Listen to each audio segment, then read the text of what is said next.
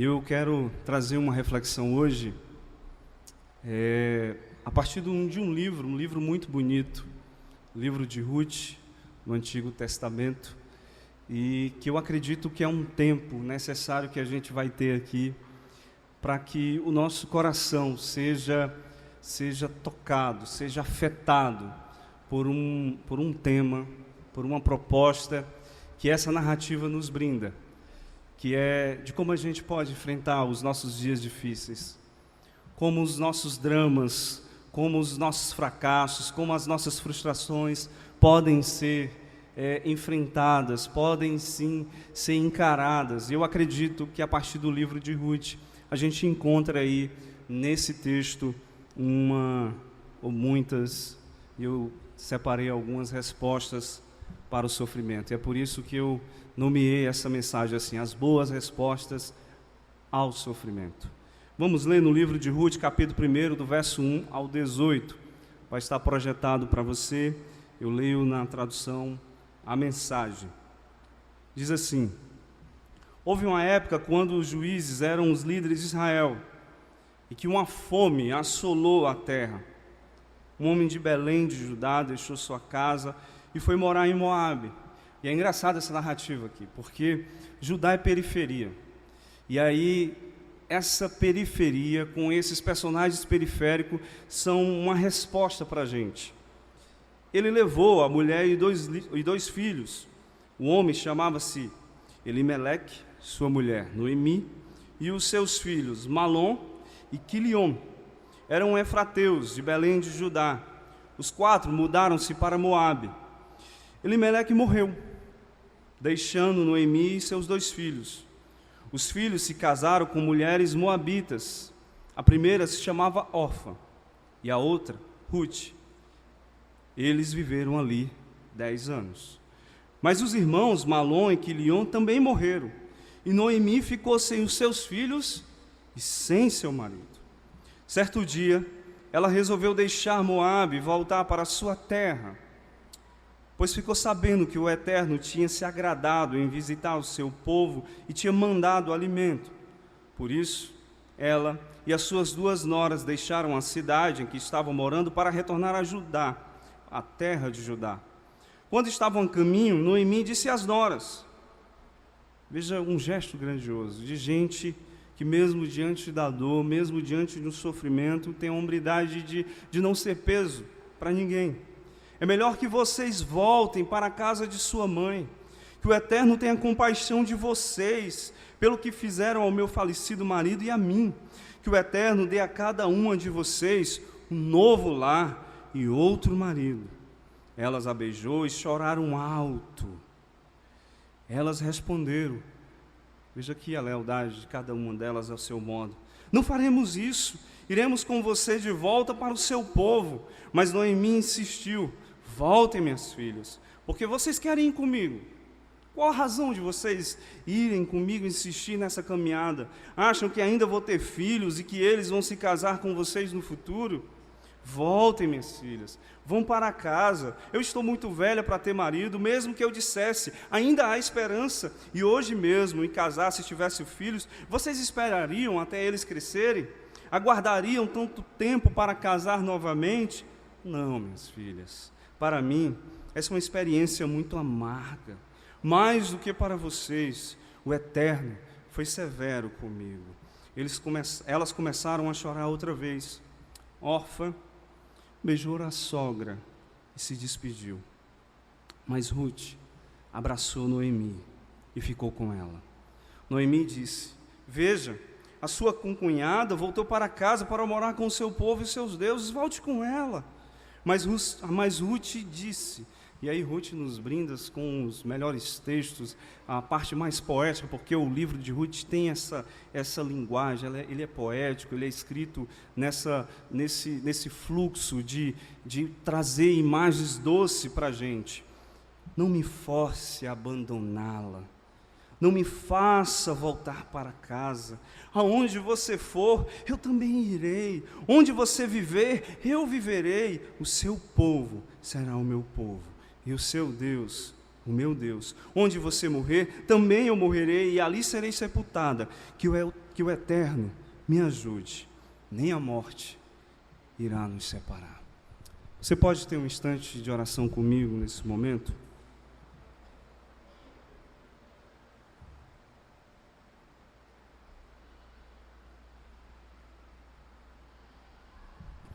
Deus, a gente precisa ser visitado, como já fomos nessa noite, pelo Teu Espírito, a discernir as palavras, a discernir e entender a mensagem que precisa ser encarnada na nossa pele, para que os nossos dias, mesmo difíceis, sejam leves, mesmo angustiantes, sejam capazes da gente nutrir paz. Que essa noite seja assim, em nome de Jesus. A questão do sofrimento, e aqui a gente precisa dizer, é uma questão muito grande, é uma questão que perpassa vários campos do saber, a filosofia, a psicologia e também a religião. E eu acredito que esses campos do saber sempre se buscou, sempre se intencionou dar uma resposta convincente e definitiva sobre como e por que nós sofremos.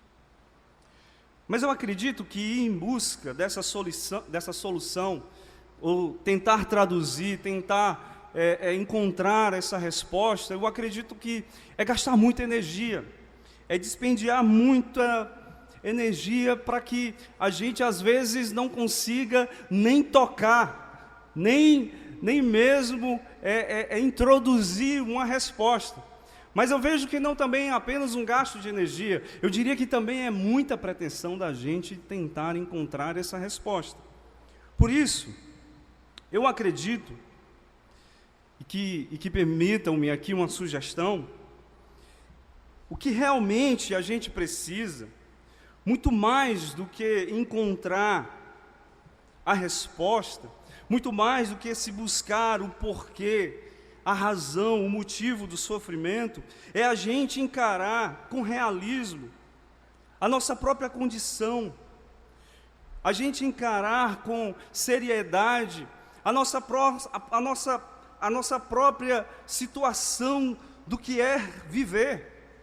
Por isso eu acredito que é mais saudável, em vez da gente tentar encontrar uma chave que responda à razão do sofrimento, seria mais saudável pensarmos que, enquanto a gente vive, enquanto nós estamos diante da vida, enquanto nós estamos diante da existência, será inevitável a gente passar por situações de frustração, será inevitável nós experimentarmos a contingência da vida, será inevitável nós sermos surpreendidos pela dor, pela frustração e pelo fracasso.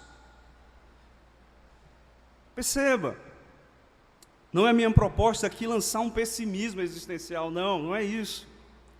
Mas eu acredito que é um alerta importante, inclusive, para que a gente consiga ter um pouco de sanidade, para que a gente tenha um pouco de sobriedade sobre o que de fato é a vida, para que a gente não consiga ser alijado e alienado da nossa própria condição do que é viver.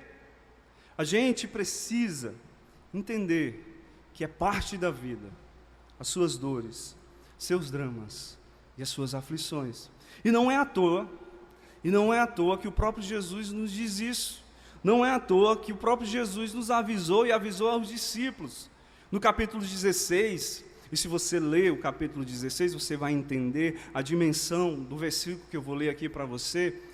Ele vai relatar a situação urgente, emergente, a situação que está para acontecer, de situações onde eles vão ser abandonados, onde eles vão ser perseguidos, onde haverá a presença do sofrimento. E é por isso que em João 16:33, ele encerra dizendo assim: e eu lhes disse essas coisas, para que em mim vocês tenham paz. Neste mundo, vocês terão aflições. Contudo, tenham ânimo. Eu venci o mundo. Então veja, a nossa própria condição biológica, ela já nos avisa. Nascer também é perder. A gente perde o espaço uterino, cordial e cheio de vitalidade. Nós ficamos expostos à luz, ao barulho, ao elo materno, aos riscos ambientais, que antes estavam controlados, que antes estavam totalmente sossegados, na maioria das vezes, das gestações. E aí, quando a gente sai, o único instrumento de socorro que a gente tem é o choro. Mas não apenas isso. Quando a gente cresce, o nosso processo de amadurecimento, o nosso processo de maturação também vai nos dar outras perdas. À medida que a gente cresce e envelhece, vai aumentar o nosso luto, mas não apenas o nosso luto, vai aumentar também a nossa luta. E aí é engraçado que esse sofrer, que essa situação de dor, de sofrimento, de frustração, de fracasso, ela também terá um papel pedagógico. Para quê? Para que a gente consiga escrever a nossa própria história, para que a gente se dê conta também da nossa própria condição, para que a gente consiga viver com uma boa dose de gravidade e profundidade. Vamos para o livro? A história de Ruth, ou do livro de Ruth, porque não é só a história de Ruth, existem outras personagens que fazem parte desse livro. Ele é uma novela, é uma peça literária muito bonita, como eu descrevi aqui uma parte de um texto, cheio de boas narrativas, e eu acredito que nos leva a uma boa dose de inspiração também. Entretanto, eu acredito que elas, ou seja, essas narrativas, elas tecem fios que pode inspirar a gente, suscitar, fazer com que a gente se dê conta de como nós podemos agir diante do sofrimento. Essa história aqui, eu diria que cada um ao seu modo, como Ruth se comporta, como Orfa se comporta, como Noemi se comportam, são metáforas vivas que fazem com que se traduzam em gestos, em ações, capazes de um habitar, de um existir, de uma coragem, de como pode resistir-se diante da experiência da dor e de fracasso. Essas mulheres, e aqui eu faço menção novamente, são mulheres periféricas, porque elas estão no estrangeiro, mas não só, elas são de um lugarejo, de Belém. Dá para ter a referência aí? De Belém. E essas mulheres, elas nos apresentam comportamentos, atitudes, gestos, que muitas vezes são assimétricos, são ambíguos, são confusos, para uma mesma circunstância, para uma mesma realidade, mas diante dessa miscelânea de sentimentos que brotam nessa narrativa, eu acredito que elas formam um vitral, capaz de nos dar a possibilidade de como nós podemos enxergar melhor o nosso próprio sofrimento. Eu acredito que essas mulheres, elas nos ensinam a trilhar um caminho, pode nos trazer salvação em dias de angústias. Ambas, cada um ao seu jeito, cada um ao seu modo, na concretude de suas ações, tomam a coragem como um recurso de sobrevivência. Orfa, que às vezes é marginalizada pelo fato de não seguir com Noemi e Ruth.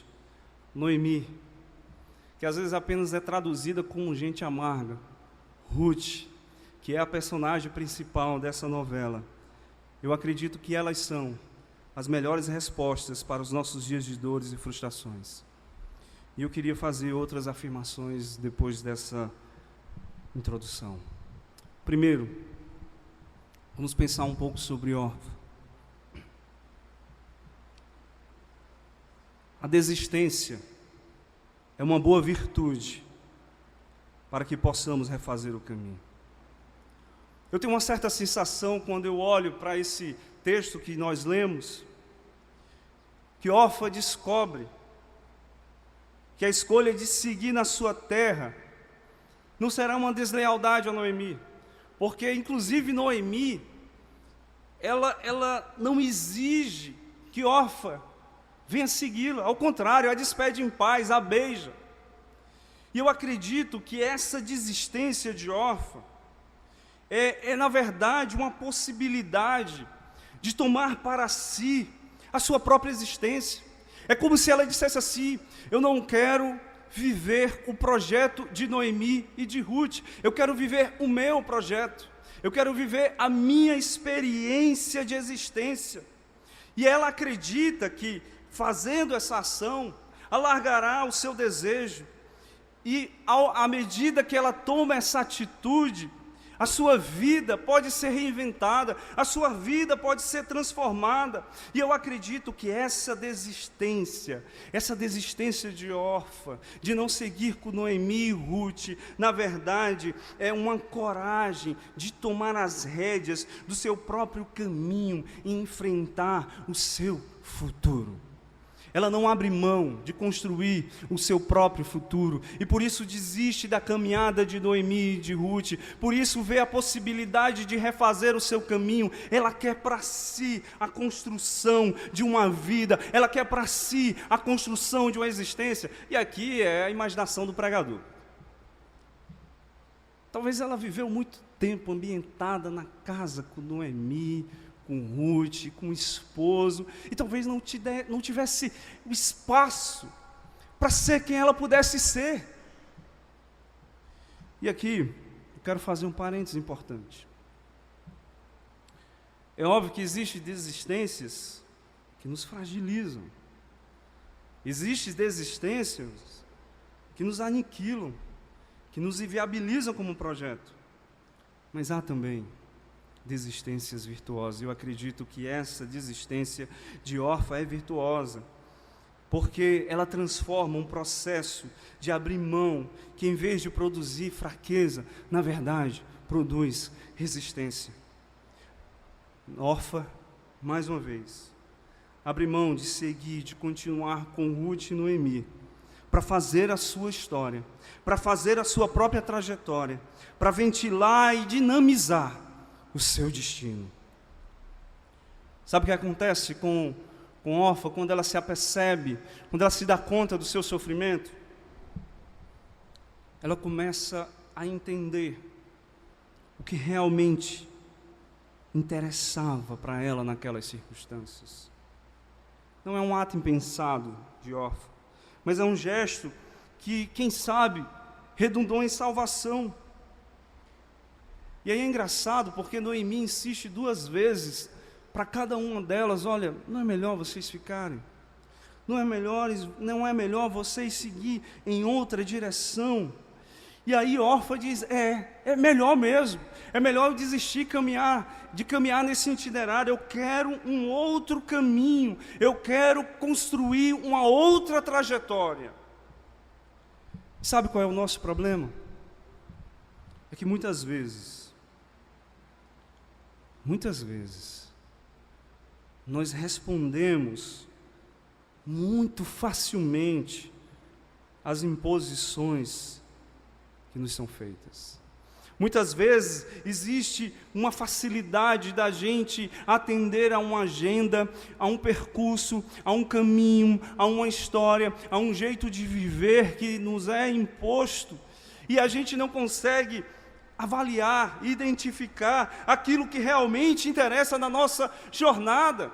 E quando a gente vive a receber, a obedecer essas imposições, em vez de nós construirmos a nossa história, nós corroemos e nos adoecemos e tornamos o nosso projeto inviabilizado. Muitas vezes, acredite,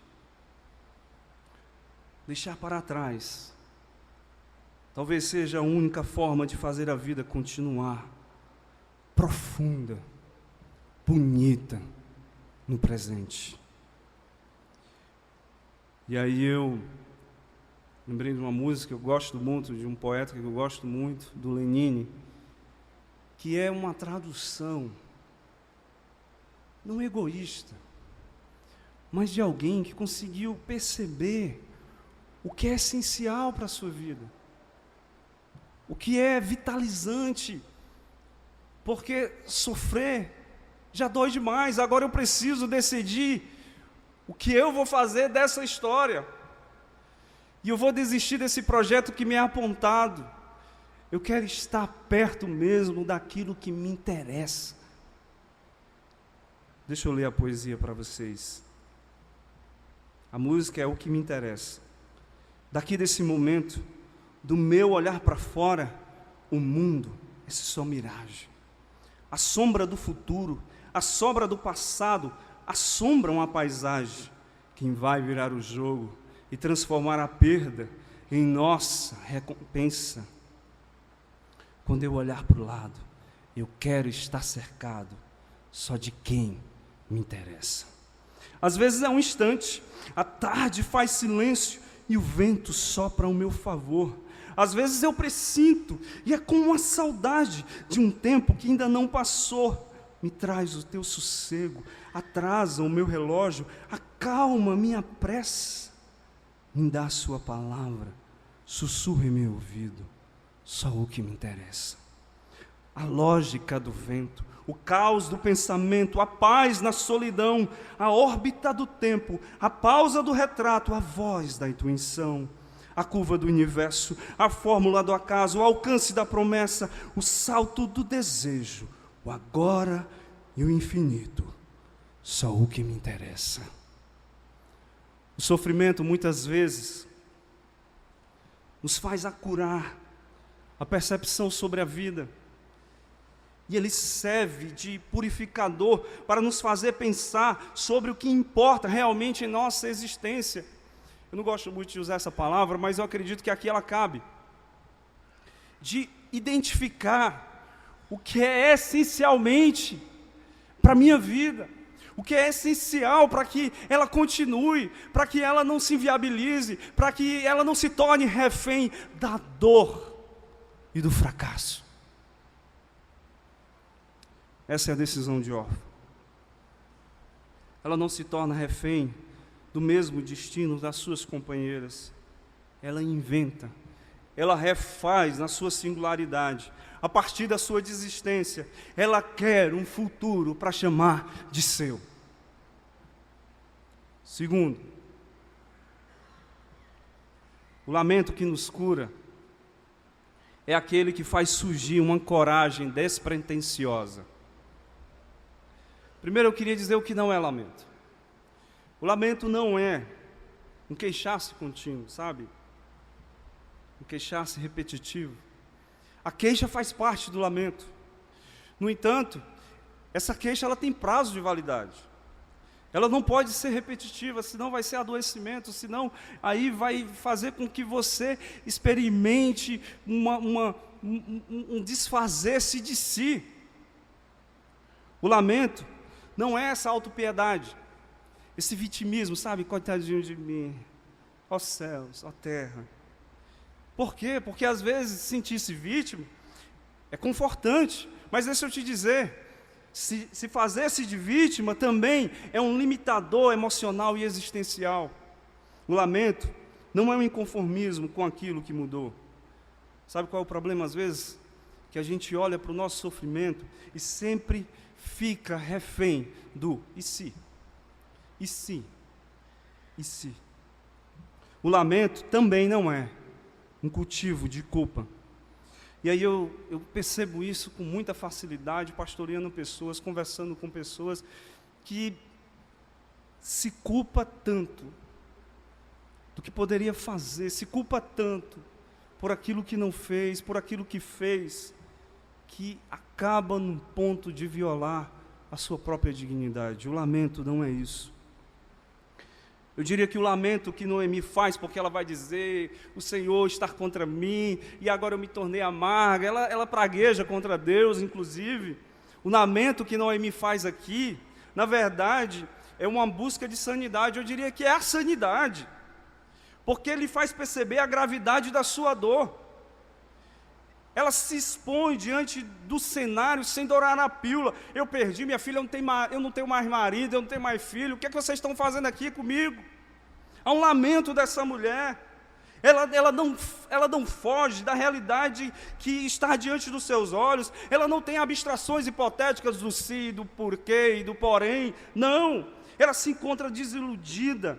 A sua lamentação é uma clara descrição do seu sofrimento. Ela lamenta, sabe para quê? Para não se perceber afogada, asfixiada pelas suas angústias. Ela lamenta como essa possibilidade de retomar o fôlego, de conseguir inclusive de chegar ainda em Belém. Essa atitude de quem procura vitalizar a sua existência.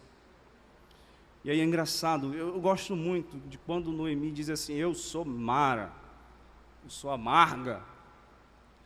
É gente muito com uma boa sanidade, porque conseguiu olhar para si e não mentir, e não ocultar o que lhe habitava. E aí ela transforma o seu luto em uma luta, em uma caminhada. Eu diria que o lamento é essa força necessária para a gente virar a página. É a boa ideia na nossa agenda para desistir de quem não somos, das forças de quem não temos. É a oxigenação necessária para que a gente possa ganhar mais uma vez fôlego, força e nos rebelar ao ponto da gente não ser refém das nossas dores. É a chance que temos para continuarmos em nossa estrada. O lamento que Noemi nos ensina doa uma sobriedade para a gente não continuar com aquilo que já acabou. E aí eu ouso dizer que o que liberta Noemi é esse lamento, ao ponto de colocá-la em movimento, ao ponto de colocar o pé na estrada, ao ponto de partir, e a partir do seu lamento, tomar essa decisão, e de se tornar mais astuta. Ela não se põe a caminho a uma casa, ela sabe que lá, na terra dela, existe mantimento, existe a possibilidade, é incerta, mas existe, da sua chance, da sua sorte ser virada. E o único caminho, ou o único gesto, que ela tem, para poder sobreviver, é continuar a caminhar, e é o que ela faz. E aí é engraçado que Noemi, no meio de tudo isso, quando você vai ler, eu quero que você leia, faça um presente a você mesmo, leia o livro de Ruth, e aí no desenrolar da história, depois do lamento de Noemi, depois da declaração amorosa de Ruth, que daqui a pouco a gente vai falar sobre ela, ela encontra parentes, encontra a sua terra, encontra o seu espaço, a sua habitação, e ela é apresentada a uma coragem que ela não tinha quando ela partiu. O texto vai dando sinais dessa mulher, olha, tem pequenos gestos aí, tem coragens que vão sendo apontadas, que vão sendo reveladas a essa narrativa. Aí ela começa a dizer assim: Ruth, minha filha, vai pegar as espigas. Começa assim. Aí o desenrolar da história acontece, e daqui a pouco, ela começa a instruir Ruth de como vai cantar Boaz. A coragem, que é despretensiosa, que começa apenas num start de sobrevivência, se transforma numa astúcia. E aqui ela não faz nenhum juízo moral, porque lá no capítulo 3, ela vai ensinar de como Ruth vai poder aplicar o famoso golpe do baú. Cá entre nós aqui. Quando você lê a história, você vai entender o que eu estou dizendo. Tem a lei lá do levirato, ela sabe que Boaz é o parente mais próximo, e ela trama tudo isso. Então veja, um processo aqui do lamento ao encontro de uma coragem despretensiosa que vai desembocar num encontro de salvação entre Noemi e Ruth. E essa coragem aqui não é esse gesto grandioso, pretensioso, não, é algo simples, é esse pôr em diante da estrada que está à nossa frente. É só isso que ela faz, e ela tem a chance de experimentar, sim, beleza, salvação. Ela tem a chance de fazer com que o seu lamento seja encontrado em uma coragem capaz de lhe trazer salvação. E é engraçado que Noemi lamenta, ela encontra essa réstia de coragem, a dor não mudou, o sofrimento não mudou, mas ela já deixou Moabe, já deixou para trás Moabe, já começa a surgir um novo fôlego, e nesse movimento, ela tem a chance de encontrar um projeto capaz de lhe dar sobrevivência. Muitas vezes, não é possível nós transformarmos as nossas circunstâncias, mas é possível mudarmos o jeito de como nós vamos vivê-las. Muitas vezes, a dor, o sofrimento, o fracasso, não tem como ser modificado, mas é possível nós mudarmos o jeito de encará-lo, de olhá-lo. Hoje à noite é a noite onde a gente precisa buscar uma alternativa para a nossa história. Quem sabe nela também nós não seremos surpreendidos e receberemos mais do que alento e sobrevivência. Nós vamos ser alvos da amizade e do amor, como Noemi foi. Há um verso do Guimarães Rosa, no Grande Sertão Veredas, que eu acredito que seja esse tempo que eu e você precisamos ter também como um verso de oração. A vida é assim, esquenta e esfria, aperta e daí afrouxa, sossega e depois desinquieta. O que ela quer da gente é coragem. Deixa eu dizer, não é possível a gente medir as consequências dos nossos lamentos e coragens, mas eu acredito, eu tenho essa convicção, olhando para esse testemunho, dessa resposta de Noemi, de que eles serão necessários para que haja uma transformação, uma mudança nos nossos caminhos e nas nossas histórias, mesmo elas sendo visitadas pela dor. Por último, transforme o seu sofrimento em uma corajosa disposição para amar.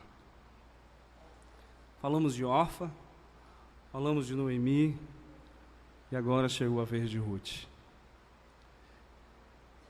É Ruth que nos ensina que mesmo diante da dor, do sofrimento, do fracasso, é possível nós mantermos o coração enternecido. Ruth sofre, também foi alcançada pela dor, mas ela não deixa a tragédia sequestrar o seu coração. Talvez o que Ruth nos ensina aqui é que é possível nós transformarmos a nossa dor.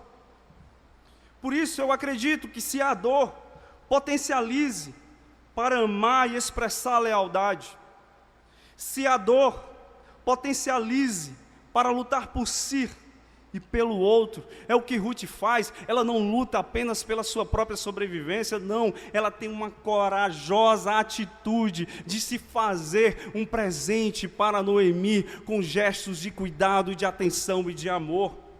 É isso que está nos versos 16 e 17 que a gente leu. É isso que está relatado no capítulo 2, no verso 23. É ela que tem a atitude, Noemi, no processo cansado, depressivo. Ela diz, eu vou buscar sim. É as espigas que tem que buscar para a gente sobreviver. E que correndo todos os perigos e riscos que haviam ali nessa sociedade que era eminentemente violenta, principalmente contra as mulheres, ela busca para si esse gesto, essa coragem de transformar o luto, de transformar a sua dor num projeto de amor. Ruth é essa metáfora libertadora para quem ainda se enxerga preso aos processos de sofrimento e de dor, para quem se mantém vivo, mas na verdade prova da morte a conta-gotas, ao ponto de se anestesiar diante da vida e tornar a vida cada vez mais brutalizada e ressentida e tóxica. Ruth, é essa a atitude para que o nosso coração se liberte. Ruth é o amor, porque é o amor que nos devolverá o sentido de existir. É Ele que nos fará ser batizado em uma paz, que Jesus falou lá no versículo 33.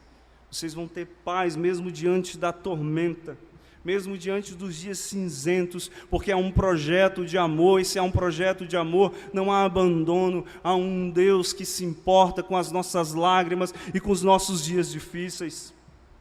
Pensando nisso, eu fiz um poema, estou terminando, e eu quero partilhar com vocês. Amar é o gesto mais corajoso, é a disposição contrária da indiferença, é a renúncia à amargura, é a evidente fragilização, é o grito insurgente contra os processos de morte, é a vida pequena, mas capaz de florescer. Ame e verás que a dor se transformará. Ame e verás que o sorriso se misturará às lágrimas. Ame e verás a solidão tornar-se companhia. Ame e verás os dias de cinzas com uma réstia de arco-íris. Amar é insolente graça, é a fome insubstituível, é a fonte dos sentidos, é a sina mais farta, é o trabalho mais digno, é a verdade que nos liberta. Amar não é fim, é recomeço. Você pode ficar em pé comigo nesse instante?